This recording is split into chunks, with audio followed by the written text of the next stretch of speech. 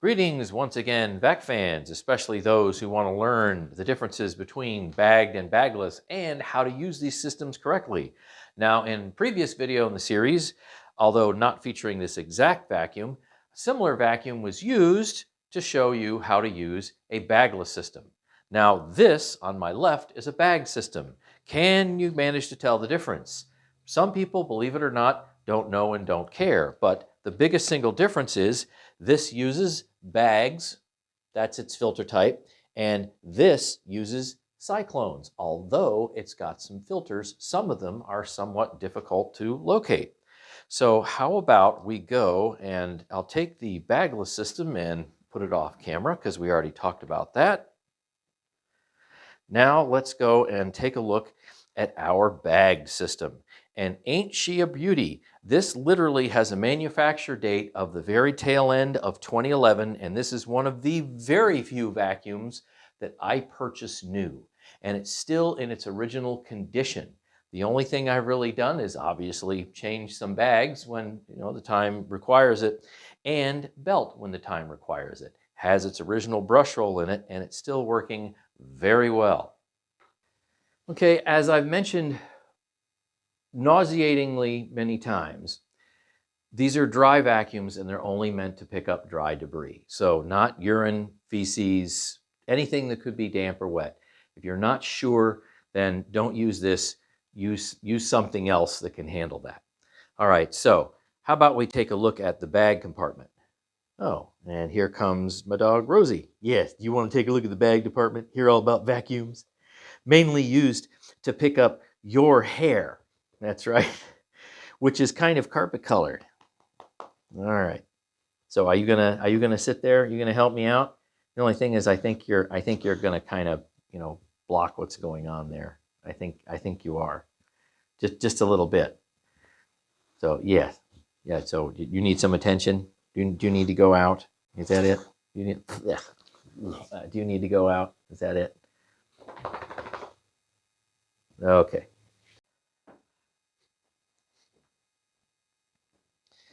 Yep, every so often, my dog Rosie will interrupt. So take two. Where were we? Well, again, this is for primarily just dry dirt and debris. That's it. I mean, hair's fine.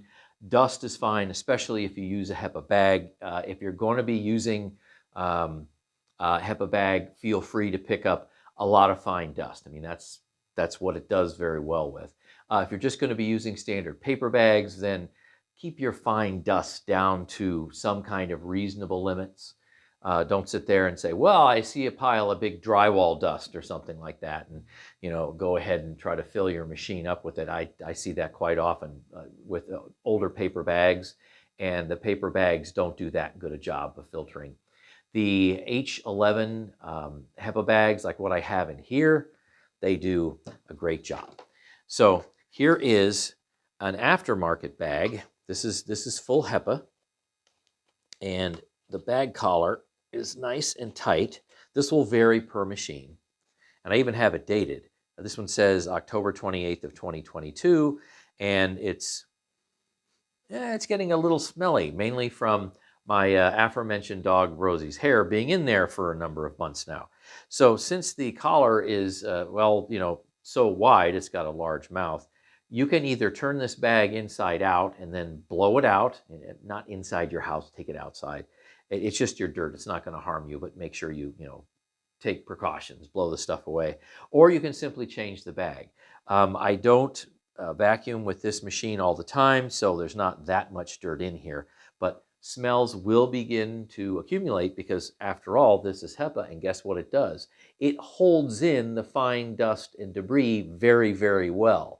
So that means if you vacuum up anything that could develop some smells over a period of time, over a number of months, you will get that with a HEPA bag. Not so much with paper, because paper is a little more porous and it's a little leakier. So let's talk about how to go and install a bag. So you've got yourself your handy dandy, see, this one's from Crucial, but I also have genuine Hoover as well. You've got your handy dandy, nice high quality HEPA Hoover YZ compatible bag, and you want to go and put this collar on this tube right here. Well, You don't just go and say, and I'm done. All right. So when you turn the vacuum on, the bag will expand and it'll pop off, okay, inside the compartment and then make a big mess. So here, take a look at the inside. Now, I normally have to like wash and kind of clean this up like once every 4 or 5 years. It's very rare because I usually use HEPA bags. Many, many years ago, this was made end of 2011, and I got it like January of 2012. And I used some high quality paper bags, but they still did leave a little bit of dusting in here, just a tiny bit. When I switched to the HEPA bags many years ago, I don't know, 2014, 2015, something like that, that ceased entirely. So I really only have to clean this out maybe once every 4 or 5 years. It's very, very rare. So what you have to do is make sure that the bag collar is completely seated on this neck, or whatever you'd like to call it. So I put it on there and then go ahead and push and turn and make sure that the collar is fully, completely seated so it won't pop off easily. Now let's see, maybe I can still make it pop off if I pull real hard. Well, you see what's going on here? I mean, that bag's on there now, right? It's not coming off. Yeah, and I didn't have to move it. Didn't have to reseat it. And then, tuck the bag back in there. Don't just throw it in there. Give it a little help. And in order to reinstall this cover, it has 2 tabs down here, go into these 2 slots down here at the bottom. And then push until you have a good firm click. There you go, and that's there. And believe it or not, this is on there. Now, to go and release it, you can either pull real hard. No, I don't really recommend that. You push down just a little bit with a couple of fingers and then pull out that way towards you, and then it comes right out. Not a big deal. Okay, so let's talk about, I'm going to take the bag back out again. Let's talk about the other filter that's in here. So this machine technically has 3 filters, not 1, not 2, but 3 filters. So the second filter is the premotor filter. Now, why do they call it that? Because the dirt, right, goes in through the nozzle or the hoses, comes in through here, goes through the bag, hopefully stays in the bag. The air keeps going, and hopefully it's clean air at this point in time. We'll be with a HEPA bag. And then you have this little filter down here, which, to be honest with you, doesn't really do all that much. It's there as an emergency filter. See, look, it's a little teeny tiny thin piece of, well, like felty foam stuff. I mean, it's fibrous. It's very, very thin. And really, it's only there to help you in the event of disaster. Meaning maybe you've used a paper bag and the bag has started to split, something like that. Maybe the bag comes off the collar and dirt starts flying everywhere. It's so huge amounts of dirt don't go directly down into the motor. And the motor literally, the inlet is right down there just a few inches. So this is right before the motor, hence it's a pre-motor filter. And these are very inexpensive. It's not a big deal. You can get some raw material and also like cut to fit, that kind of deal. That being said, and it's super easy to replace, put it back on, put its little screen back on, clicks down there, reinsert your bag. If you're using a HEPA bag, and I have been for many, many years for this machine, that pre-motor filter, I don't even remember the last time I changed it. It was literally years ago. And I think I just changed it because maybe it was slightly discolored or I felt guilty or something like that. I have a bag full of these things. And I just wanted to throw one in just for something to do.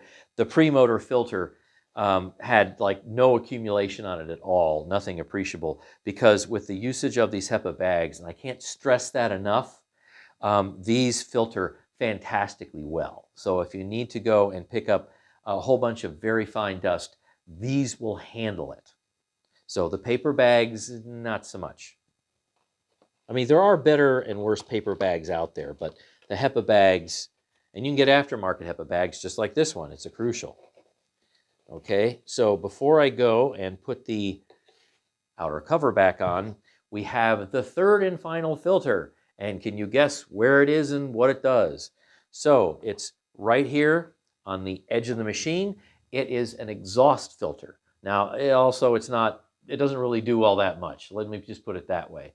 Because all this should be filtering, this filter right here, is the carbon dust emissions from the motor. Now, you don't have to worry about carbon dust emissions because we are carbon-based life forms, and a tiny bit of carbon dust does not negatively affect us. So if you look real closely, the only buildup you really have on this, well, again, it's just kind of a thicker fibrous material than the pre-motor filter, is you see these black lines right here. That's your carbon dust. Now you can vacuum this off, you could probably wash it out. Bottom line is there's so little of it that accumulates over a long period of time, these can last for years. But when you change them is going to vary based on how many hours you actually use the machine, not necessarily how much dirt you decide to pick up. So if you're using a really good HEPA bag, you're not going to find any dirt on this filter either, but you will find it stained somewhat black because of the carbon dust of the carbon motor brushes in the motor itself. Some people choose to run their machines without exhaust filters, and it's perfectly fine. It's not a big deal because if the machine's working right, it's just going to be carbon dust emissions. And that's not going to cause people to get sick or sneeze or anything like that because the amount of carbon dust that comes out here is very, very tiny. This is probably years old, and there's just nothing here. I mean, you have staining, right? You do have staining, but the dust, it's imperceptible. It's not a big deal. So do whatever it is you feel most comfortable with. I have a bag of filters, filter material as well. I just cut to fit. And I change this once every couple of years just for something to do. It doesn't harm the machine one way or another. And certainly, if you have for your pre-motor filter or your exhaust filter any noticeable clogging, you better go and check the health of your motor and also check the health of your bag. So nothing should come through this bag other than clean air. So that's why they call it a clean air machine. So the dirt comes in the bag should stop it completely. And this down here, the pre-motor filter, should never get dirty. And the post-motor filter, the exhaust filter, should only have non-toxic carbon dust and then only just a little bit of it. Okay, so let's keep going. We'll tuck the bag back in and also make sure that your seal, there's a little black rubber seal that goes all the way around here. And that seal, should it go bad, will not allow your compartment to generate as much suction and airflow as if it was in new shape. This is easy to peel off and replace it with some foam or something like that, and it goes bad. I've had this, for at least, about a dozen years almost, coming close to 12 years, and it's still in really good shape. So let's put this back on. There we go. So you have a height adjustment, and you also have two reclination adjustments. Let me move you in.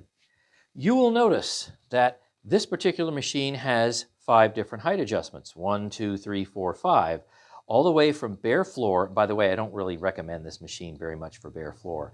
Why? Because it has fairly stiff bristles in there, and I don't think you really want to scratch your bare floor, but use it if you must. So from bare floor all the way up to high pile carpet. Normally a medium pile carpet would probably be right around in the middle. You will have to go and set your height. We will go and check that out in a minute. But when you recline the machine, you will notice that you have this little foot switch right here. Well, watch this. So if I push it once, right, and I recline the handle, okay, it goes so far, and then notice that the front nozzle starts to come up, and the machine can angle back like this. Now, if you want this machine to go completely flat, not all of them do this, but this one does, you go and push it and hold again, and then look at that. The entire rear goes all the way down. So the motor's in here, here's your bag compartment, here's your power nozzle, and all of this now sits entirely flat, and you can go under, well, fairly low stuff. So that's pretty cool. And then when you bring the neck back up, there's one click, and then there's your final click. As we get ready to start using the machine, you have two choices really when you go and fiddle with the cord. It has a top release mechanism right here in which you just twist this down and then you can dump the entire cord. Or if you don't want to dump the entire cord because you just want to use, I don't know, maybe 5 or 10 feet in a small room, you can remove the plug and just remove a couple of loops as you see fit. So let's go and plug this in.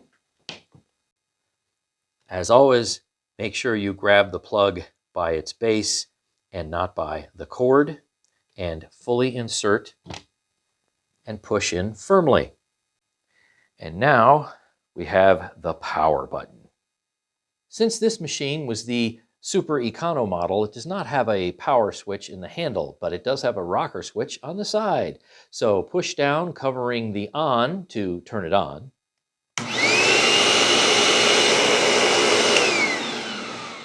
And then do the reverse, pushing down on the off to turn it off. Now, because this is a high power clean air machine, it will require around 1400 watts. So make sure that the outlet you plug it into can supply at least 1400 watts. Now let's see if we can figure out what the correct height adjustment is for this carpet and this particular machine. And the height adjustment and your carpet are going to vary based on your unique circumstances. So this is not going to be the same for everyone by any means. So obviously, I already know that I have medium pile carpet. So if I were to set this all the way up on high, I would know that it would not contact the carpet properly.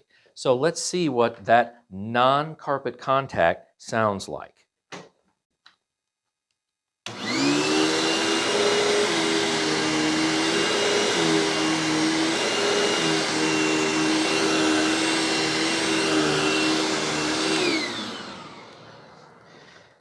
Okay, so believe it or not, you did hear a little bit of carpet contact, and you did see the carpet move just a little bit, only because this machine has so much airflow and suction, it kind of pulls the carpet up a little bit.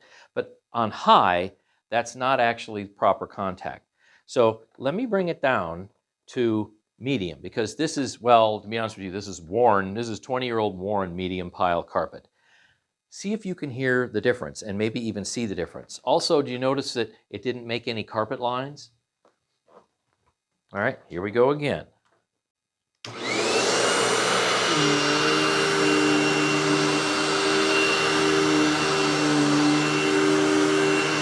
Yep, there we go.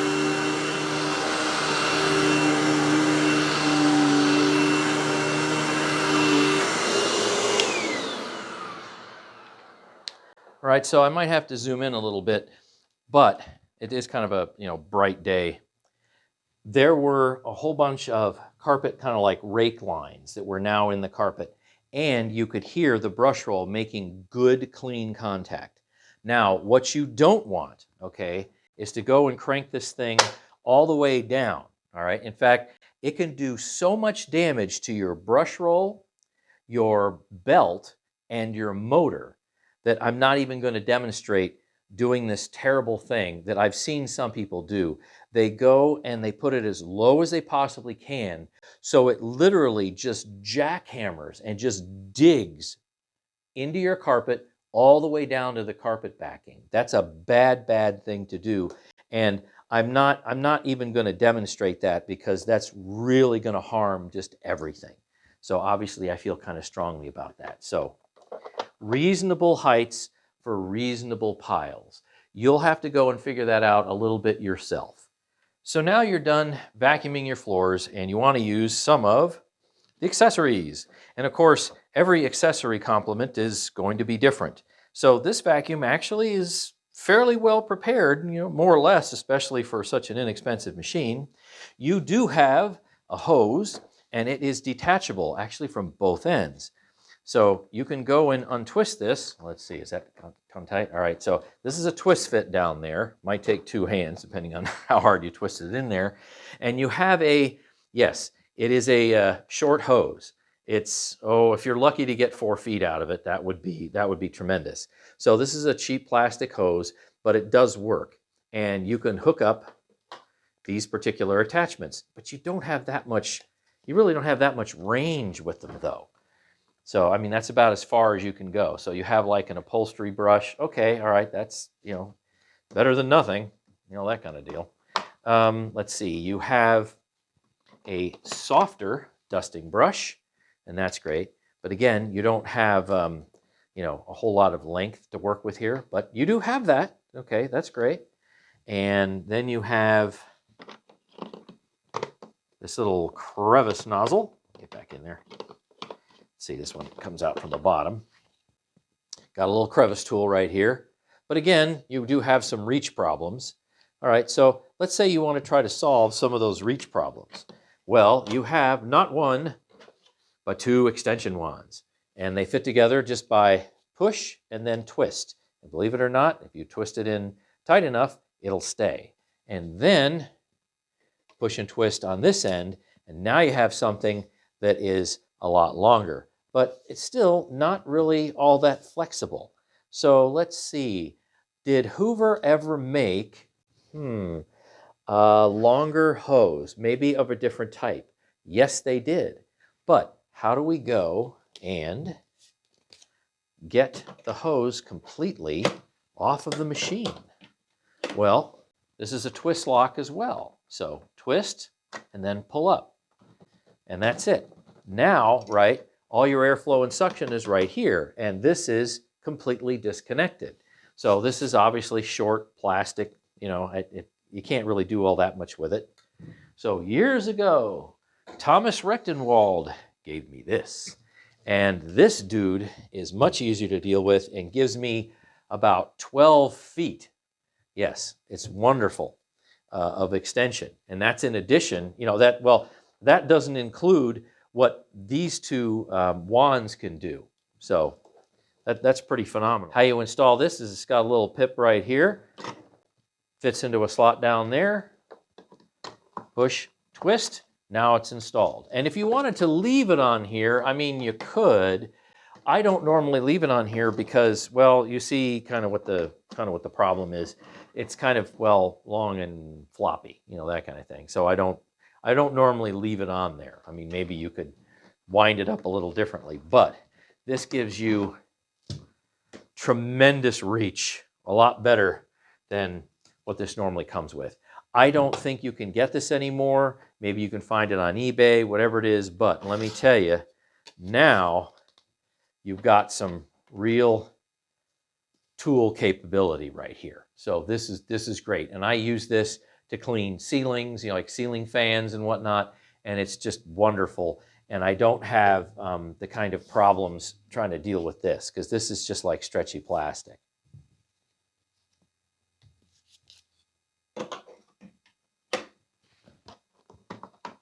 And if I want to put the original hose back on, there's going to sit there like that. Same thing. Push, twist, wind this around, push this down, and give it a little twist to seat it, and you're in great shape.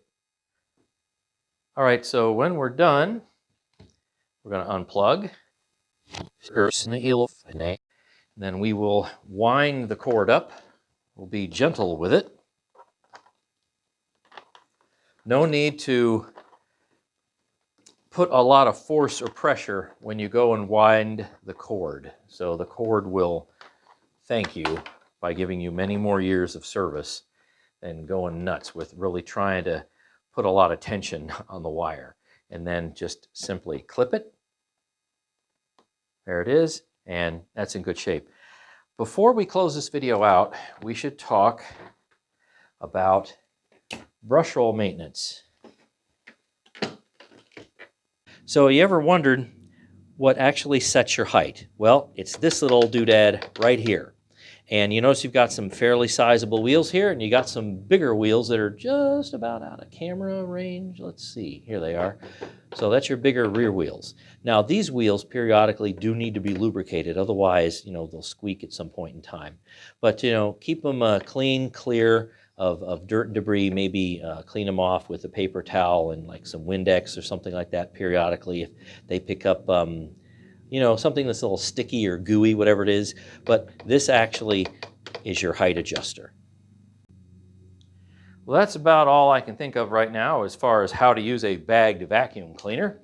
So for those of you that have bagged vacuum cleaners, let me know what you think in the comments section below. And for those of you considering a bagged vacuum cleaner, I wish you all the best luck. And remember that there are definite differences between bagged and bagless. So if you want to know which one typically cleans better, it's, you ready? Bagged. Why is that? Because usually it has much more airflow at the nozzle than a bagless cleaner. But I know, I'm aware, bagless cleaners outsell bagged cleaners by what? 100 to 1? Something ridiculous. So a lot of people will look at this video and go, well, that's nice. I'm going to stick with my bagless. So whatever you like, enjoy, and as always, happy vacuuming.